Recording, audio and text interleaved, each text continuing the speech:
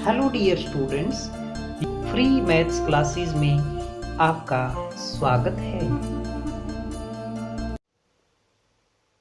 Hello dear students, good morning. Friction के पहले lecture में मैंने आपको फ्रिक्शन की डेफिनेशन करवाई थी और उसके बाद एंगल ऑफ फ्रिक्शन की डेफिनेशन और एक रिजल्ट किया था, tangent lambda equal to mu. इसको आप पिछले लेक्चर में अच्छे ढंग से सुन सकते हैं, देख सकते हैं। बहुत ही अच्छे तरीके से मैंने इसको समझाया है, फ्रिक्शन क्या होता है। पहला लेक्चर ज़रूर देखिए। ओके, आज मैं इस पर बेस्ड कुछ आर्टिकल्स आपको करवाऊंगा। 4-5 आर्टिकल एक जैसे हैं, लेकिन एक उनमें से मुख्य है जिसका मैं प्रूफ करवाऊंगा।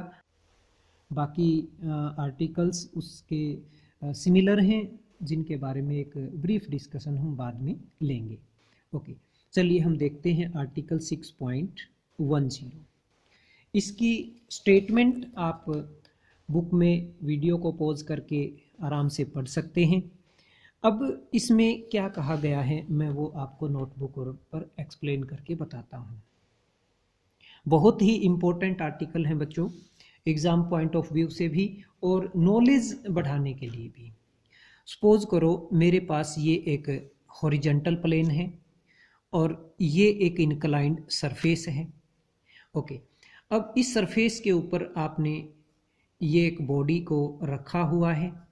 ओके, और इस बॉडी के साथ तुमने क्या किया, एक रस्सी को बांध रखा है इस तरफ, और इस रस्सी को तुमने पकड़ लिया है और फोर्स P मान लो लगाई है। P फोर्स की हेल्प से इस बॉडी को तुमने रोक लिया, इसको गिरने से बचाया हुआ है। ये बॉडी ना नीचे जा रही है ना ऊपर जा रही है। ओके, तुमने इसको इस तरफ खींचा हुआ है। ओके, अब बच्चों मान लो P फोर्स जो भी तुमने लगाई है, तुमने थोड़ा सा इसको ढीला छोड़ना शुरू कर दिया। यहाँ से जितना खींचा हुआ उससे थोड़ा सा ढीला छोड़ दिया, तो ये बॉडी हो सकता है नीचे मूव करना शुरू कर दे, या हो सकता है अभी रुकी रहे। मान लो ये रुकी हुई है, तुमने थोड़ा सा और लूज कर दिया तो भी मान लो ये रुकी हुई है। तो ऐसा तो है नहीं लूज करते ही जाओगे तो ये रुकी ही रहेगी। एक स्टेज वो आएगी, ये नीचे की तरफ मूव करना शुरू कर देगी। ठीक है, तो वो जो स्टेज आएगी उस स्टेज को हमने नोट कर लिया कि जस्ट ये नीचे की तरफ मूव करना शुरू करेगी बॉडी। खींचा हुआ तुमने ऊपर की तरफ है, लेकिन सपोर्ट जो दी है उसको तुमने थोड़ा सा लूज किया, तो ये बॉडी नीचे की तरफ मूव करना शुरू करने वाली है। जस्ट उस सिचुएशन पे जो फोर्स लगी हुई है उसको नोट कर लिया। सपोज वो P की वैल्यू P1 है, तो P1 वैल्यू क्या है, अब ऐसी फोर्स है जो इसको बॉडी को जस्ट सपोर्ट किए हुए है। मींस P1 से थोड़ा सा और लूज कर दोगे तो ये बॉडी नीचे की तरफ मूव करना शुरू कर देगी। यानी कि P1 is minimum force to keep the body in equilibrium, right. अब क्या किया हमने, लूज छोड़ने के बजाय दूसरे केस में ऊपर की तरफ खींचना शुरू किया। ये केस नंबर 1 है। केस नंबर 2 में अलग से थोड़ा दूर लिख लेता हूं, क्योंकि इस दूसरे केस को भी अलग से हम प्रूफ भी इसका लेंगे। तो दूसरे केस में क्या करेंगे, अब P1 की वैल्यू को थोड़ा सा बढ़ाएंगे, मीन्स ऊपर की तरफ और ताकत से खींचना शुरू किया, तो ये बॉडी हो सकता है ऊपर की तरफ मूव करना शुरू कर दे, या हो सकता है अभी रुकी हुई रहे। तो तुमने फोर्स को थोड़ा सा और बढ़ाया, मतलब मान लो ये बॉडी रुकी हुई है, इक्विलिब्रियम में है, तो थोड़ा सा और बढ़ाया। अब भी मान लो इक्विलिब्रियम में है, थोड़े से फोर्स को और बढ़ाया। तो इस तरह बढ़ाते जाओगे तो ऐसा तो है नहीं कि ये रुकी ही रहेगी। एक सिचुएशन आएगी जस्ट ये ऊपर की तरफ मूव करने के लिए रेडी हो जाएगी, तो उस सिचुएशन को जस्ट टू मूव अप की सिचुएशन कहेंगे। तो वो जस्ट टू मूव अप की सिचुएशन में जो फोर्स लगाई हुई है उसको मान लो मैं P2 मान लेता हूँ। P2 is the maximum force to keep the body in equilibrium, right. तो बच्चों इस आर्टिकल में हमें ये P1 और P2 की वैल्यू निकालनी है। P1 से थोड़ा सा लूज कर दोगे तो बॉडी नीचे की तरफ मूव करना शुरू कर देगी, और P2 से थोड़ा सा फोर्स और बढ़ा दोगे तो बॉडी ऊपर की तरफ मूव करना शुरू कर देगी। तो ये P1 और P2 के बीच में अगर फोर्स रहेगी तो ये बॉडी इक्विलिब्रियम में रहेगी। तो ये P1 P2 की वैल्यू क्या होंगी बच्चों, वो हम निकालना चाहते हैं। चलिए पहला केस हम डिस्कस करते हैं। फोर्स ऊपर की तरफ लगाई हुई है कितनी, अब मैं P की बजाय यहाँ P1 दिखा लेता हूँ। P1 फोर्स मैंने ऊपर की तरफ लगाई हुई है, ठीक है, और बॉडी का वेट है, वेट कितना है, सपोज W वर्टिकली डाउनवर्ड होता है, ओके, और बॉडी इक्विलिब्रियम में है। इस चीज़ को, इस कंसेप्ट को मैं बाद में यूज़ करूँगा, ओके। मैं 1 मिनट के लिए इस लाइन के परपेंडिकुलर यहाँ लाइन ड्रॉ कर लेता हूँ, ये लाइन आएगी। तो ये एंगल अल्फ़ा है, गिवन है बच्चों ये अल्फ़ा, तो ये भी अल्फ़ा ही होगा, ओके।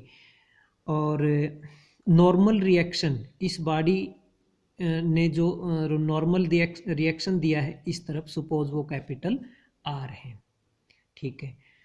तो बच्चों अब मैं जो आपको चीज़ बताऊंगा वो बड़ी इंपॉर्टेंट है नोट करने की।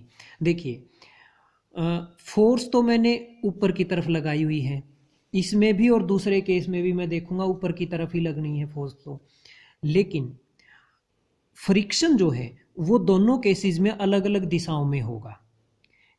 केस नंबर 1 में मैं आपसे पूछना चाहता हूं कि फ्रिक्शन किस साइड में काम करेगा। भाई ये बॉडी और ये फोर्स, तो फ्रिक्शन किस तरफ काम करेगा, फोर्स इस तरफ लगाई है तो आप क्या कहेंगे, आप कहेंगे जी फ्रिक्शन तो इस तरफ होगा, जिस तरफ फोर्स लगाई उसके अपोजिट में फ्रिक्शन होगा। बच्चों यही गलती ऑलमोस्ट बच्चे करते हैं, लेकिन इसमें यह बात समझने की है फोर्स किस तरफ कौन सी लगी हुई है उसको मत देखिए। यूं तो फोर्स इस तरफ है तो ये भी है, ये भी है, यूं तो फोर्स कई सारी हैं, लेकिन बॉडी जो है जस्ट टू मूव की सिचुएशन में है, वो किस तरफ मूव करने वाली है। बॉडी जो है वो जस्ट टू मूव की सिचुएशन में तो है, लेकिन वो किस तरफ मूव करने वाली है, मूव तो नीचे की तरफ करने वाली है ना, क्योंकि P1 फोर्स को थोड़ा सा ही लूज किया तो बॉडी नीचे आने वाली है। तो यानी कि जस्ट टू मूव डाउनवर्ड की सिचुएशन है ये, तो इसका मतलब फ्रिक्शन किस तरफ होगा, अपवर्ड होगा। बॉडी जिस तरफ मूव करने की टेंडेंसी रख रही है उसके अपोजिट आपका फ्रिक्शन होगा, यानी कि फ्रिक्शन म्यू इनटू आर। ये लिमिटिंग सिचुएशन में जो फ्रिक्शन होगा वो वाला है ये म्यू इनटू आर, क्योंकि ये लिमिटिंग सिचुएशन है, जस्ट टू मूव की सिचुएशन है। तो अब मेरे पास ये सारी फोर्सेस कलेक्ट होकर के आ गई हैं। अब मैं इनके लिए इक्वेशन लिख लेता हूँ, ओके। तो बच्चों हॉरिजेंटली और वर्टिकली हम इनको रिजोल्व कर लेते हैं। W जो फोर्स है इसका इस तरफ कंपोनेंट बताइए क्या होगा, W का इस तरफ क्या होगा, W कोस अल्फा, इस तरफ क्या होगा, W साइन अल्फा, जिस तरफ एंगल होता है उस तरफ कोस आता है। तो बच्चों अब मेरे पास सारी डायरेक्शंस में, इस लाइन में और इस लाइन में फोर्सेस कलेक्ट होकर के आ गई हैं।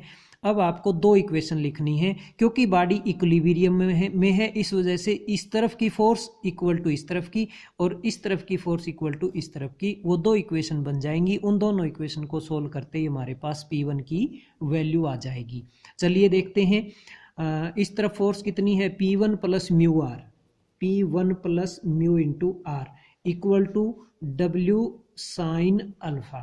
ऐसे ही इस तरफ क्या है, R इक्वल टू इस तरफ क्या है, W कॉस अल्फा। अब बच्चों ये 2 इक्वेशन है 1 और 2, इनको सोल्व करना है। सिंपली R की वैल्यू यहाँ से उठाओ, इसमें रख दो और P1 की वैल्यू वहाँ से कैलकुलेट हो जाएगी। तो मैं ये P1 की वैल्यू डायरेक्ट लिखता हूँ, ये आएगी W sine alpha minus mu into W cos alpha. और म्यू की वैल्यू बच्चों पिछले आर्टिकल से आप लिख सकते हो, क्या थी म्यू की वैल्यू, टेंजेंट लैम्डा। तो यहाँ पर टेंजेंट लैम्डा रख दो और उसको और थोड़ा सिंप्लीफाई करेंगे तो ये वैल्यू आ जाएगी W into sine of alpha minus lambda divided by cos of lambda, यानी कि मिनिमम फोर्स मेरे पास ये आ गई है। मतलब इससे थोड़ा और कम करते ही बॉडी नीचे की तरफ मूव करना शुरू कर देगी। अब मैं मैक्सिमम फोर्स का केस डिस्कस करता हूँ। ये मेरे पास हॉरिजॉन्टल लाइन, ये इंक्लाइंड सरफेस, ये अल्फ़ा, और ये वही हमारे पास बॉडी जिसका वेट W है, नीचे की तरफ है। ये वर्टिकल लाइन ले ली, ये एंगल अल्फ़ा। ओके, अब मैंने फोर्स इस तरफ लगाई हुई है और दूसरी लिमिटिंग सिचुएशन का मैं डिस्कशन कर रहा हूँ। तो P2 फोर्स है मेरे पास, और P2 फोर्स की सिचुएशन ऐसी है, जो P2 फोर्स से थोड़ा सा भी फोर्स बढ़ाएंगे तो बॉडी ऊपर की तरफ मूव करना शुरू कर देगी, यानी कि body is just to move in upward direction. तो इसका मतलब फ्रिक्शन किस तरफ होगा, बैकवर्ड डायरेक्शन में फ्रिक्शन होगा, म्यू इनटू आर, राइट। ये आर इसका नॉर्मल रिएक्शन। तो W के भी कंपोनेंट कीजिए, इस तरफ क्या होगा W कॉस अल्फा, और इस तरफ क्या होगा W साइन अल्फा। अब बैलेंस कीजिए फोर्सेस को, बॉडी तो इक्विलिब्रियम में है, तो इसका मतलब इस तरफ की फोर्स इक्वल टू इस तरफ की, तो P2 इक्वल टू इस तरफ mu R plus W sine alpha, और दूसरी इक्वेशन इस तरफ ये R है, इस तरफ क्या है W कॉस अल्फा। तो बच्चों यहाँ से R की वैल्यू को इसके अंदर हम रख देंगे और ठीक वैसे ही प्रोसीड करेंगे, तो यहाँ पर भी हमारे पास P2 की वैल्यू आ जाएगी W into sine of alpha plus lambda बटे कॉस ऑफ लेमडा। तो ये हमारे पास मिनिमम फोर्स आ गई है और ये हमारे पास मैक्सिमम फोर्स आ गई है। तो इसके लिए हमने क्या किया, सिर्फ ध्यान ये रखा कि फ्रिक्शन किस तरफ होगा। बच्चों इन सारे आर्टिकल्स में बस यही बात है नोट करने की कि फ्रिक्शन किस तरफ होगा। पहला सिचुएशन को समझना है और दूसरा फ्रिक्शन को समझना है किस तरफ काम करेगा। आर्टिकल 6.8 देखिए, to find the least force required to drag a heavy body on rough horizontal plane. मतलब रफ हॉरिजॉन्टल प्लेन है अपने पास और इसके ऊपर हमने एक हैवी बॉडी को रखा है, और to find the least force required to drag heavy body on rough horizontal plane. क्या कहना चाहता है वो समझने की कोशिश कीजिए। हमने क्या किया, इसके साथ एक रस्सी बांध करके ये इस तरफ रखा इसको, और हमने इसको खींचना है। मतलब हम इसको है ना मूव करना शुरू करना चाहते हैं, इसको दौड़ाना नहीं चाहते हैं, हम सिर्फ ये मूव करना शुरू हो जाए, यानी कि इसका जो जड़त्व है वो ख़त्म हो जाए। ओके, यानी कि जस्ट टू मूव की सिचुएशन इसके अंदर आ जाए। ठीक है, तो हम इस तरफ खींचें या इस तरफ खींचें या इस तरफ खींचें या इस तरफ खींचें, हम किस तरफ इसको खींचें जो कि हमें कम से कम फोर्स लगानी पड़े, हमारी ताकत कम से कम लगे, तो किस तरफ हम इसको खींचें कि हमारी कम से कम ताकत में ये चलना शुरू हो जाए, जस्ट टू मूव की सिचुएशन आ जाए। ठीक है, तो मान लो इसमें ये एंगल है, सपोज मैं दोबारा फिगर ले लेता हूँ, मान लो थीटा एंगल पे हमने फोर्स लगाई, कितनी P फोर्स लगाई, तो जस्ट टू मूव की सिचुएशन तो इस तरफ मूव करेगा ना ये, तो फ्रिक्शन किस तरफ होगा, इस तरफ होगा। तो इसका मतलब फ्रिक्शन कितना होगा, म्यू इंटू आर। आर मान लो इसका नॉर्मल रिएक्शन है, W इसका वेट है, तो म्यू इंटू आर इसका फ्रिक्शन है। तो बस इसको बैलेंस करना है। इस तरफ फोर्स क्या होंगी, P साइन थीटा, और इस तरफ क्या होगी P कोस आएगा, ये P कोस थीटा और ये P साइन थीटा।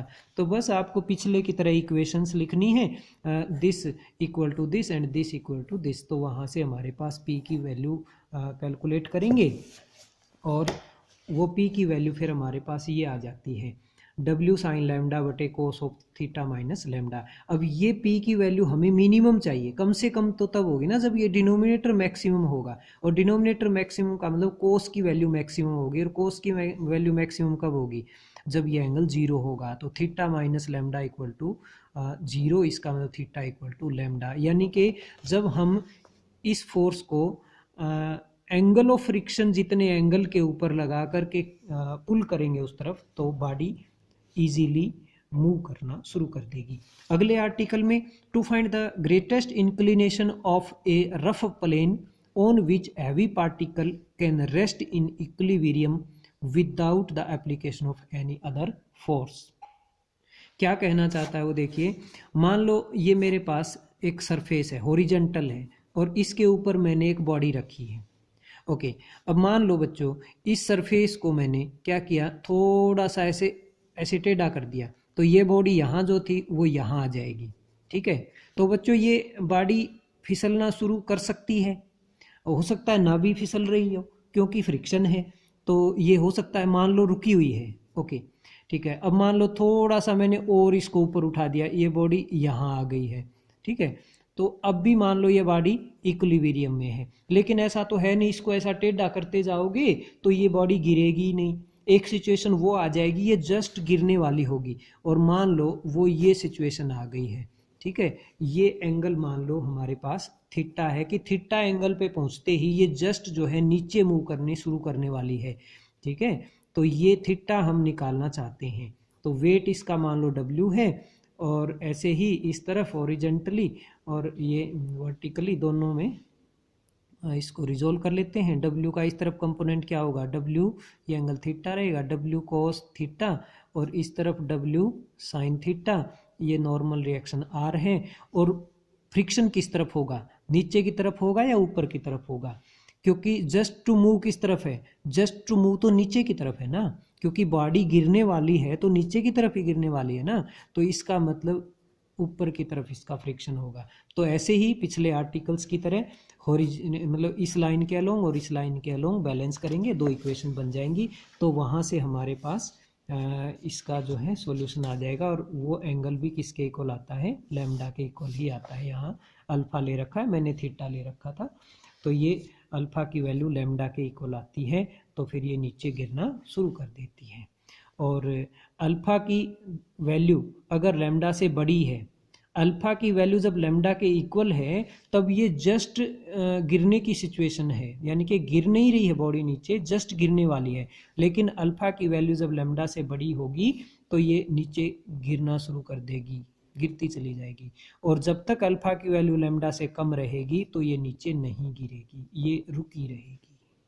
तो बच्चों ऐसे एक दो आर्टिकल और भी हैं, तो 6.11 आर्टिकल 6.10 की तरह से ही है, वैसे ही दो केस हैं, लेकिन अब की बार इसने फोर्स इस तरफ लगाने की बजाय इस तरफ हॉरिजॉन्टली लगाई हुई है।